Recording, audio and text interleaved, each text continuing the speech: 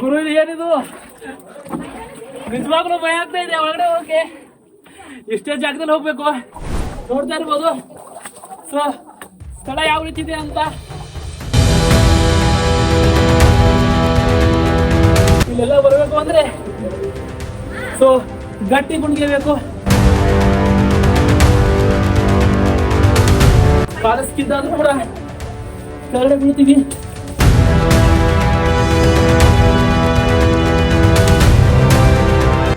ದಾರಿಲಿ ಏನೇನು ಇದೆ ಗುರು, ನಿಜವಾಗ್ಲೂ ಭಯ ಆಗ್ತಾ ಇದೆ ನನಗೆ. ಮೇಘಾಲಯದಲ್ಲಿ ಯಾವುದಾದ್ರೂ ಸ್ಕ್ಯಾನಿಯಸ್ಟ್ ಕೇಳುವಂತ ಇದ್ರೆ ಅದು ಇದೆ.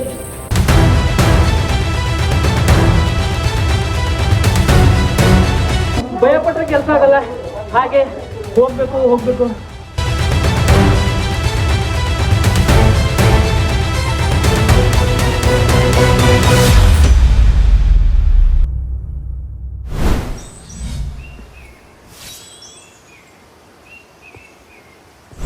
ಮಳೆ ಯಾವ ರೀತಿ ಆಗ್ತಾ ಇದೆ ಅಂದರೆ, ನಾರ್ಮಲ್ ಆಗಿ ನಾವು ಮೇಘಾಲಯ ಅಂದರೆ ಯಾವ ರೀತಿ ಮಳೆ ಇರ್ಬೋದು ಅಂತ ಒಂದು ಅಂದಾಜಲ್ಲಿ ಅನ್ಕೊಂಡು ಬಂದಿರ್ತೀವಿ. ಅದಕ್ಕಿಂತ ಸಿಕ್ಕಾಪಟ್ಟೆ ಜಾಸ್ತಿ ಬ್ಯೂಟಿಫುಲ್ ಅಂತ ಹೇಳ್ಬೋದು. ಸೊ ಚೆರಾಪುಂಜಿಯಲ್ಲಿ ನಾನು ಮಾಡಿರುವಂಥ ರೂಮ್ ಮುಂದೆ ವ್ಯೂ ಹೇಗಿದೆ ಅಂತ ಸೊ ತೋರಿಸ್ತೀನಿ ಬನ್ನಿ ನಿಮಗೆ.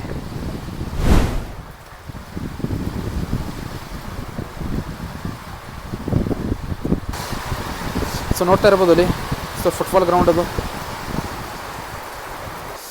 ಮಳೆ ಅಂತೂ ಆಲ್ರೆಡಿ ಸಿಕ್ಕಾಪಟ್ಟೆ ಆಗ್ತಾ ಇದೆ. ಸೊ ಆಲ್ರೆಡಿ ಇವಾಗ ನಾನಿರೋದು ಎಲ್ಲಿ ಅಂದರೆ ಅದುವೇ ಚೆರಾಪುಂಜಿಯಲ್ಲಿ.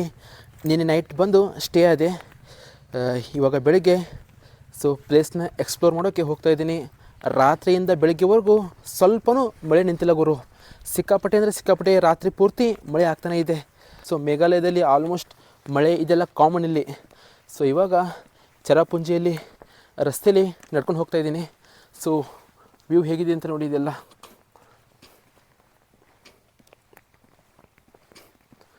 ಈ ಚೆರಾಪುಂಜಿಗೆ ಸೊ ಇನ್ನೊಂದು ಹೆಸರು ಕೂಡ ಇದೆ, ಸೋರಾ ಅಂತಲೂ ಕರೀತಾರೆ. ಸೊ ತುಂಬ ಜನ ಆಲ್ಮೋಸ್ಟ್ ಇಲ್ಲಿ ಜನಕ್ಕೆ ಚೆರಾಪುಂಜಿ ಅಂದರೆ ಅಷ್ಟೊಂದು ಅರ್ಥ ಆಗಲ್ಲ.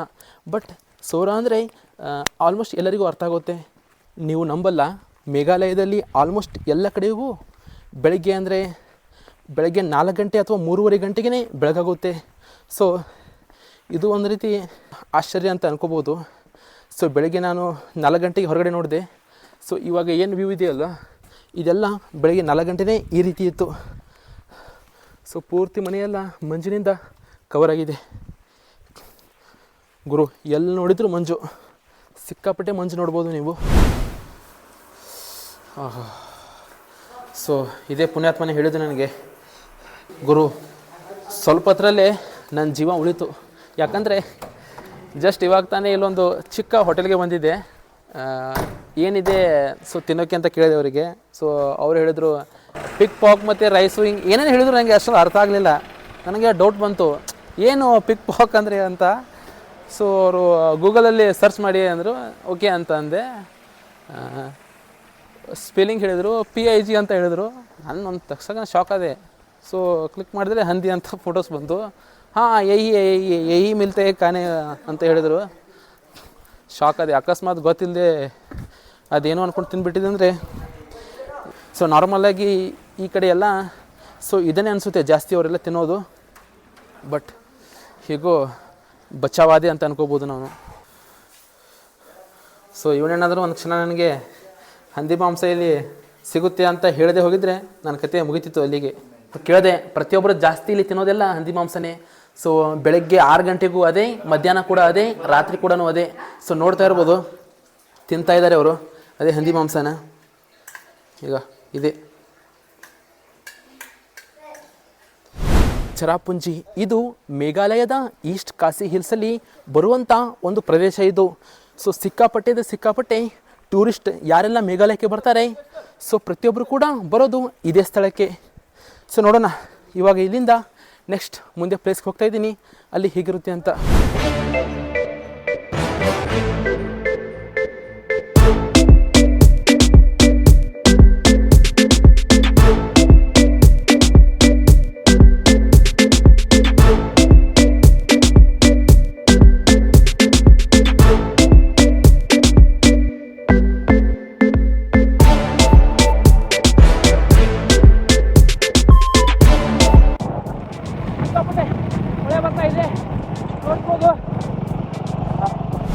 ಗುರು ಫೈನಲಿ ಮೈಸ್ಮಾವಿ ಕೇವ್ ಹತ್ರ ಬಂದಿದ್ದಾಯಿತು. ಇವಾಗ ಇಲ್ಲಿಂದ ಒಳಗಡೆ ಹೋಗೋಣ. ಒಳಗಡೆ ವ್ಯೂ ಎಲ್ಲ ಹೇಗಿರುತ್ತೆ, ಆ್ಯಕ್ಚುಲಿ ಥ್ರಿಲ್ಲಿಂಗ್ ಆಗಿ ಇರುತ್ತಾ ಇಲ್ವಾ ಅಂತ ಒಳಗಡೆ ಹೋಗಿ ನೋಡೋಣ. ಗೊತ್ತಿಲ್ಲ ಒಳಗಡೆ ಎಕ್ಸ್ಪೀರಿಯನ್ಸ್ ಹೇಗೆಲ್ಲ ಆಗುತ್ತೆ ಅಂತ. ಸೊ ನೋಡ್ಬೋದು ಅಲ್ಲಿಂದ ಸುಮಾರು 4 ರಿಂದ 5 ಕಿಲೋಮೀಟರ್ ಬಂದರೆ ಈ ಪ್ಲೇಸ್ಗೆ ರೀಚ್ ಆಗ್ತೀರಾ. ನೋಡ್ಬೋದು ಇದೇ ಹೆಸರು ಮೈಸ್ಮಾವಿ ಕೇವ್ ಅಂತ. ಚೆರಾಪುಂಜಿಗೆ ಬಂದರೆ ಈ ಜಾಗಕ್ಕೆ ಬರೋದು ಯಾವುದೇ ಕಾರಣಕ್ಕೂ ಮಿಸ್ ಮಾಡಬೇಡಿ. ಸೊ ಎಂಟ್ರಿ ಫೀಸ್ ಬಂದು ಕೇವಲ 30 ರೂಪೀಸ್ ಮಾತ್ರ, ಜಾಸ್ತಿ ಅಂತ ಏನಿಲ್ಲ. ಚಿಲ್ಡ್ರನ್ಸ್ಗೆ 20 ರೂಪೀಸು. ಒಳಗಡೆ ಪ್ಲೇಸ್ ಹೇಗಿದೆ ಅಂತ ಇವಾಗ ಒಳಗಡೆ ಹೋಗಿ ನೋಡೋಣ. ಸೊ ಬನ್ನಿ ಒಳಗಡೆ ಹೋಗೋಣ, ಲೆಟ್ಸ್ ಗೋ. ಸೊ ಇವಾಗ ಮೈಸ್ಮಾವಿ ಕೇವ್ ಒಳಗಡೆ ಹೋಗ್ತಾ ಇದ್ವಿ. ಸೊ ಸಿಕ್ಕಾಪಟ್ಟೆ ಮಳೆ ಇರೋ ಕಾರಣ ಆಲ್ರೆಡಿ ನನ್ನ ಮೈಕೆಲ್ಲ ಹಾಳಾಯಿತು. ಸೊ ನೋಡೋಣ, ಇಲ್ಲಿದೆ ಅಲ್ವಾ, ಇದೇ ಎಂಟ್ರಿ. ಸೊ ಇವಾಗ ಒಳಗಡೆ ಹೋಗಬೇಕು. ಒಳಗಡೆ ಕತ್ಲಿದೆ ಸ್ವಲ್ಪ, ಅಲ್ಲಿ ಲೈಟ್ಸ್ ಕೂಡ ಇದೆ. ನೋಡೋಣ ಒಳಗಡೆ ಹೋಗ್ತಾ ಸೊ ಎಕ್ಸ್ಪೀರಿಯನ್ಸ್ ಹೇಗಿರುತ್ತೆ ಅಂತ ನೋಡ್ತಾ ಹೋಗೋಣ. ಒಂದು ಚಿಕ್ಕ ಲೈಟ್ ತಂದಿದ್ದೀನಿ. ಸೊ ಅದ್ರ ಮೂಲಕ ಬೆಳಕು ಕಾಣ್ಬೋದು. ಸೊ ಆಲ್ರೆಡಿ ಕಾಣಿಸ್ತಾ ಇದೆ ಅಂತ ಅಂದ್ಕೊಂಡಿದ್ದೀನಿ. ಇದುವೇ ಮೈಸ್ಮಾವಿ ಕೇವ್ ಅಂತ. ಸೊ ನೋಡಿ ಗುರು ಯಾವ ರೀತಿ ಇದೆ ಅಂತ. ಪೂರ್ತಿ ಕತ್ತ ಒಳಗಡೆ ಒಂದು ಸ್ವಲ್ಪ ಹುಷಾರಾಗಿ ಹೋಗಬೇಕು ಅಷ್ಟೇ. ನನಗೆ ಆದಂಥ ಒಂದು ತೊಂದರೆ ಏನಂದರೆ, ಸೊ ಇದಕ್ಕಿಂತ ಮುಂಚೆ ಒಂದು ವಾಟರ್ ಫಾಲ್ಸ್ ಹೋಗಿದ್ದೆ. ಆದರೆ ಆ ಜಾಗದಲ್ಲಿ ಸಿಕ್ಕಾಪಟ್ಟೆ ಮಳೆ ಇರೋ ಕಾರಣ ನನ್ನ ಮೈಕ್ ಪೂರ್ತಿ ಹಾಳಾಯಿತು. ಇವಾಗ ಐಫೋನ್ಗೆ ಮೈಕ್ ಕನೆಕ್ಟ್ ಮಾಡಿದ್ರು ಕೂಡ ಸೊ ಅದು ಆನ್ ಆಗ್ತಾ ಇಲ್ಲ. ತುಂಬ ಕಾಸ್ಟ್ಲಿ ಮೈಕ್ ಗುರು, ಏನಾಗುತ್ತೆ ಗೊತ್ತಿಲ್ಲ. ಸೊ ರೂಮ್ಗೆ ಹೋಗ್ಬಿಟ್ಟು ಅದನ್ನು ವಾಶ್ ಮಾಡಿ ನೋಡಬೇಕು. ಹೊರಗಡೆ ಸಿಕ್ಕಾಪಟ್ಟೆ ಮಳೆ ಆಗ್ತಾ ಇದೆ, ಆದರೆ ಒಳಗಡೆ ನೋಡಿ ಯಾವ ರೀತಿ ಇದೆ ಅಂತ. ಸ್ವಲ್ಪ ಹುಷಾರಾಗಿ ಹೋಗಬೇಕು ಅಷ್ಟೇ ಈ ಜಾಗದಲ್ಲಿ. ಸೊ ಈ ರೀತಿ ಮೇಘಾಲಯದಲ್ಲಿ ಸಿಕ್ಕಾಪಟ್ಟೆ ಗುಹೆಗಳನ್ನು ನಾವು ನೋಡ್ಬೋದು. ಸ್ವಲ್ಪ ಕಾಲ್ಜಾರಿ ಬಿದ್ದರೂ ಕೂಡ ಪಟ್ಟಾಗುತ್ತೆ. ಸೊ ದಾರಿ ಒಂದೇ ಇದೆ ಅನ್ಸುತ್ತೆ. ಸೊ ಇದರಲ್ಲೇ ಹೋಗೋದು, ವಾಪಸ್ ಇದರಲ್ಲೇ ಬರಬೇಕು.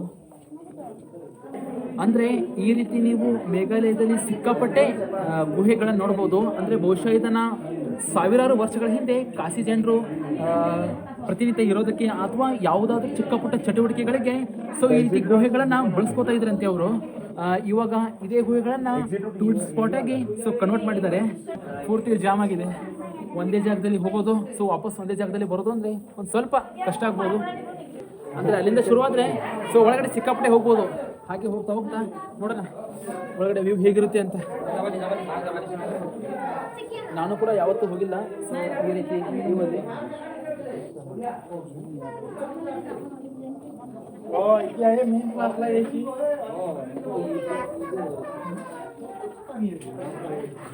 ಒಳಗಡೆ ಹೋಗ್ತಾ ಕೆಳಗಡೆ ಪೂರ್ತಿ ನೀರಿದೆ. ಸೊ ಏನೋ ಕಾಣ್ತಾ ಇಲ್ಲ ನಿನಗೆ ಒಳಗಡೆ ಎಲ್ಲ ಹೇಗಿದೆ ಅಂತ. ಸೊ ಗುಹೆ ಒಂದ್ಸರಿ ಆಲ್ರೆಡಿ ಬಿದ್ದಾಯ್ತು. ಸೊ ಇನ್ನು ಎಲ್ಲೆಲ್ಲಿ ಬೀಳ್ತೀನಿ. ಸೊ ಹೇಗೆಲ್ಲ ಇದೆ ಅಂತ ಗೊತ್ತಿಲ್ಲ. ಅಲ್ಲ ಈ ರೀತಿ ಗುಹೆಲಿ ಸೊ ಅವಾಗ ಜನರು ಯಾವ ರೀತಿ ವಾಸ ಮಾಡ್ತಾ ಇದ್ರು, ಸೊ ಅವರ ಜೀವನವನ್ನ ಯಾವ ರೀತಿ ಕಳೀತಾ ಇದ್ರು ಅಂತ ನನಗಂತೂ ನಿಜವಾಗ್ಲೂ ಗೊತ್ತಿಲ್ಲ. ಸ್ವಲ್ಪ ಭಯ ಆಗುತ್ತೆ. ಬಹುಶಃ ಜಾಸ್ತಿ ಜನ ಇದ್ದಾರೆ ಅಂತ ಪರವಾಗಿಲ್ಲ, ಅಥವಾ ನಾವೇನಾದ್ರೂ ಒಬ್ಬರೇ ಬಂದ್ರೆ ಭಯ ಆಗೋದು ಫಿಕ್ಸ್ ಇಲ್ಲಿ. ಸೊ ನೋಡ್ಬೋದು ಜಾಗ ಯಾವ ರೀತಿ ಇದೆ ಅಂತ, ಯಾವ ರೀತಿ ಹೋಗ್ತಾ ಇದ್ದಾರೆ.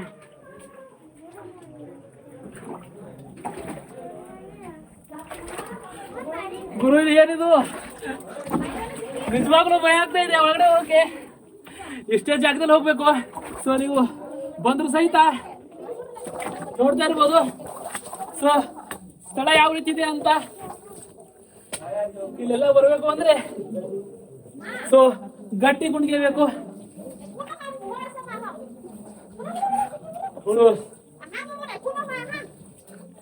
ನಿಜವಾಗ್ಲೂ ಭಯ ಆಗ್ತಿದೆ ನನಗೆ.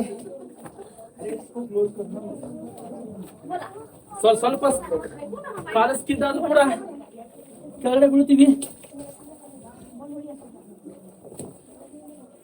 ಹೇಗಿದೆಯಪ್ಪ ಜಾಗ. ಸೊ ನೋಡ್ಬೋದು ಯಾವ ರೀತಿ ಬರ್ತಾ ಇದ್ದಾರೆ ಅಂತ. ಗುರು ಅಂದ್ಕೊಂಡಷ್ಟು ಈಸಿ ಅಂತೂ ಅಲ್ಲ ಇದು. ಸೊ ತುಂಬಾನೇ ಕಷ್ಟ ಆಗುತ್ತೆ ಒಳಗಡೆ ಹೋಗಿ.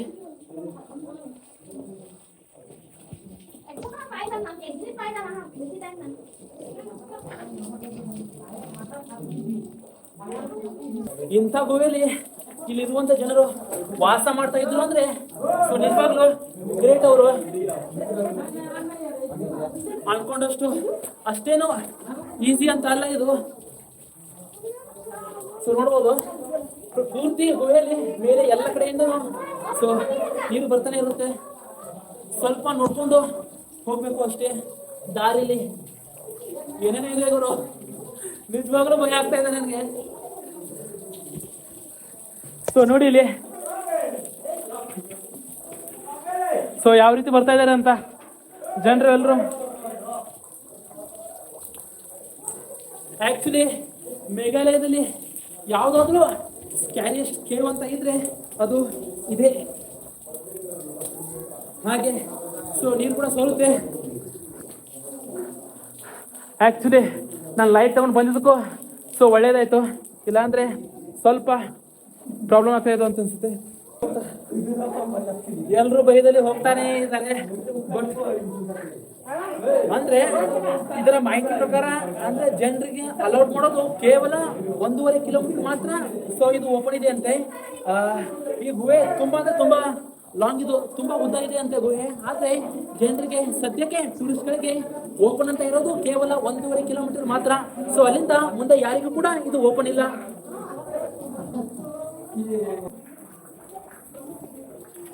ಸೊ ಯಾವ ರೀತಿ ಇದೆ ಅಂತ ಆಲ್ರೆಡಿ ನೋಡ್ತಾ ಇದ್ದೀರಾ. ಅಷ್ಟೊಂದು ಈಸಿ ಆದಂತ ಜಾಗ ಅಂತೂ ಅಲ್ಲ ಇದು. ಸೊ ಹೋಗ್ತಾ ಹೋಗ್ತಾ ಭಯ ಆಗುತ್ತೆ. ಕೆಳಗಡೆ ಪೂರ್ತಿ ನೀರು.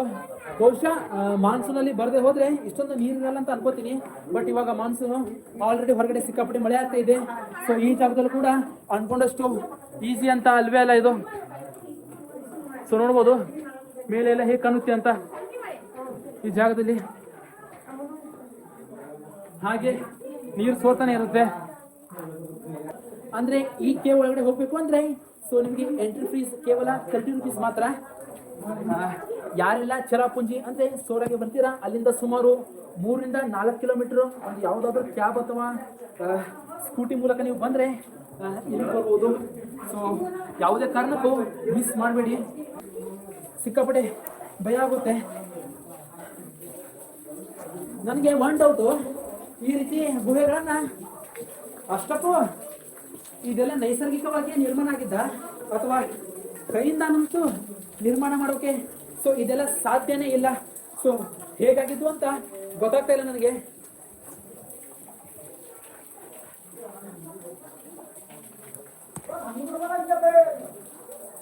ನೋಡ್ತಾ ಇರ್ಬೋದು ಜನ ಎಲ್ಲ ಯಾವ ರೀತಿ ಬರ್ತಾ ಇದ್ದಾರೆ ಅಂತ ಅಲ್ಲ.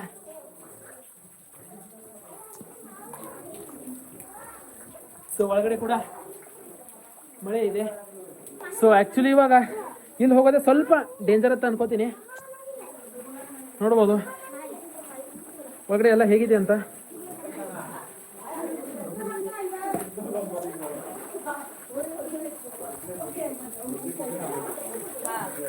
ಸೊ ಗುರು ಮೇಲೆ ಬೆಳಕು.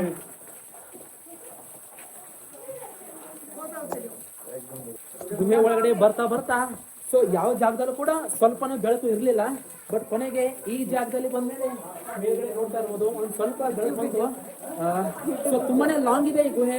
ಹಾಗೆ ಒಳಗಡೆ ನೀವು ಹೋಗ್ತಾ ಹೋಗ್ತಾ ಸೊ ಈ ರೀತಿ ವ್ಯೂ ಕಾಣುತ್ತೆ. ಇಲ್ಲೆಲ್ಲ ನೀರೆಲ್ಲ ಯಾವ ರೀತಿ ಬರುತ್ತೆ ಅಂತ.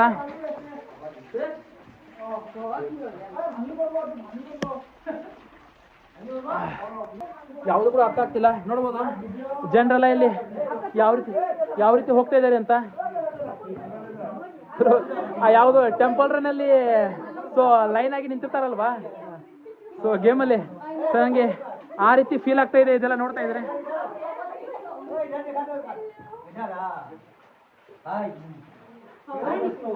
ಆಕ್ಚುಲಿ ಹೋಗ್ಬೇಕು ಅಂದ್ರೆ ಒಂದು ಸ್ವಲ್ಪ ಭಯ ಆಗುತ್ತೆ ಗುರು. ಭಯ ಪಟ್ರೆ ಕೆಲಸ ಆಗಲ್ಲ. ಹಾಗೆ ಹೋಗ್ಬೇಕು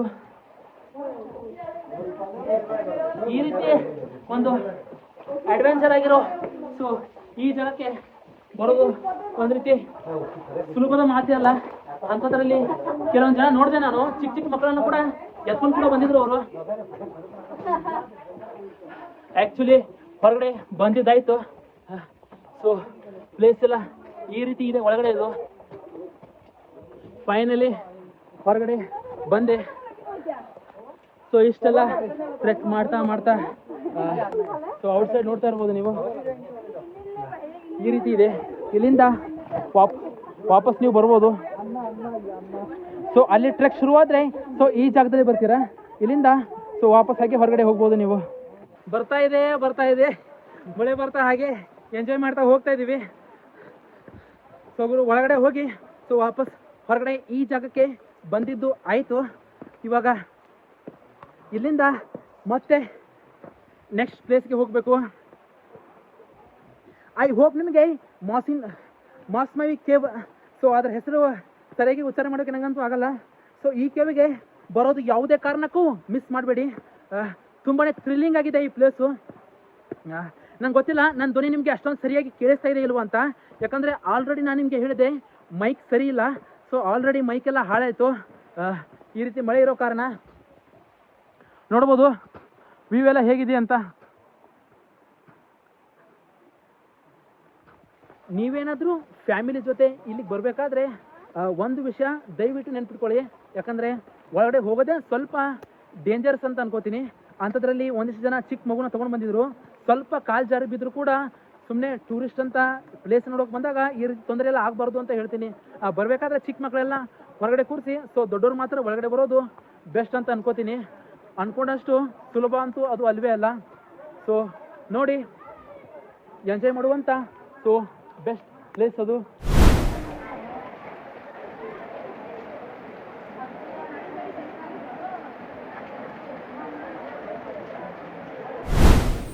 ಇಲ್ಲಿ ಮಳೆ ಯಾವ ರೀತಿ ಅಂದರೆ ಸಿಕ್ಕಾಪಟ್ಟೆ ಮಳೆ. ನಾರ್ಮಲಾಗಿ ನೀವೇನಾದರೂ ಮೇಘಾಲಯಕ್ಕೆ ಒಂದಿಷ್ಟು ಫೋಟೋಗೋಸ್ಕರ ಡ್ರೆಸ್ ತೊಗೊಂಡು ಬರೋರಾಗಿದ್ದರೆ ಖಂಡಿತ ಸುಮ್ಮನೆ ಡ್ರೆಸ್ ಎಲ್ಲ ತೊಗೊಂಡು ಬರಬೇಡಿ. ಮಾನ್ಸೂನಲ್ಲಿ ಬಂದರೆ ಸುಮ್ಮನೆ ಜಾಸ್ತಿ ಮಳೆನೇ ಇರುತ್ತೆ ಇಲ್ಲಿ. ಜಾಕೆಟು ಸೊ ಇದನ್ನು ಹಾಕೊಂಡ್ಬಿಟ್ರೆ ಡೈರೆಕ್ಟಾಗಿ ನಾವು ಹೋಗ್ಬೋದು. ಸುಮ್ಮನೆ ಡ್ರೆಸ್ ಎಲ್ಲ ತೊಗೊಂಡು ಬರೋದು. ಆ್ಯಕ್ಚುಲಿ ನಾನು ತಂದಿದ್ದೆ ಡ್ರೆಸ್ಸು ಪೂರ್ತಿ ಒದ್ದೆ ಆಯಿತು, ಅದ್ರ ಮೇಲೆ ಜಾಕೆಟ್ ಹಾಕೊಂಡಿದ್ದೀನಿ. ಸೊ ಇವಾಗ ಆಲ್ರೆಡಿ ಕೇವ್ ಒಳಗಡೆ ಹೋಗಿದ್ದಾಯಿತು. ಅಲ್ಲಿಂದ ವಾಪಸ್ ಬರಬೇಕಾದ್ರೆ ಇವಾಗ ಬ್ರೇಕ್ಫಾಸ್ಟ್ ಮಾಡೋಣ. ಬ್ರೇಕ್ಫಾಸ್ಟ್ಗೆ ಮ್ಯಾಗಿ ಆರ್ಡರ್ ಮಾಡಿದ್ದೀನಿ. ಟೇಸ್ಟ್ ಯಾವ ರೀತಿ ಇದೆ ಅಂತ ಸೊ ಟೇಸ್ಟ್ ನೋಡ್ಬಿಟ್ಟು ನಾವು ಹೇಳ್ತೀವಿ, ನೋಡ್ಬೋದು.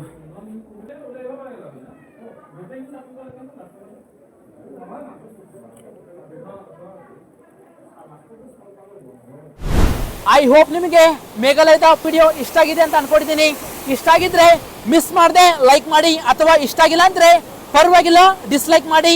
ಸೊ ನೆಕ್ಸ್ಟ್ ಎಪಿಸೋಡಲ್ಲಿ ನಾನು ನಿಮಗೆ ಸಿಗ್ತೀನಿ.